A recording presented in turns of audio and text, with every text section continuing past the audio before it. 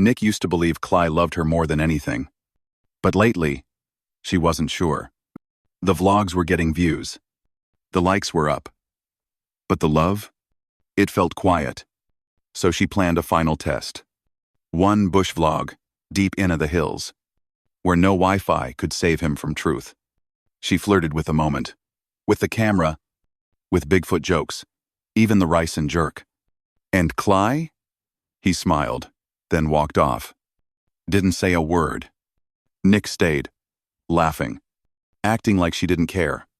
But her eyes, so different. 30 minutes pass. Then 40. No Cly. Not even a footstep. Until she saw it.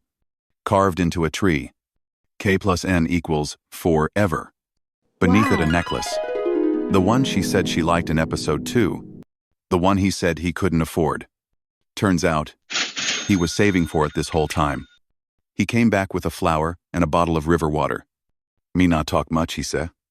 But my love ya like bushfire wild and real. Nick froze. Camera still rolling. Voice breaking. She failed her own test. But Cly passed everything she never say out loud. Sometimes, love just need quiet moments. Not viral ones. You don't lie to love. Subscribe for the next bush love story. Maybe the real drama just start.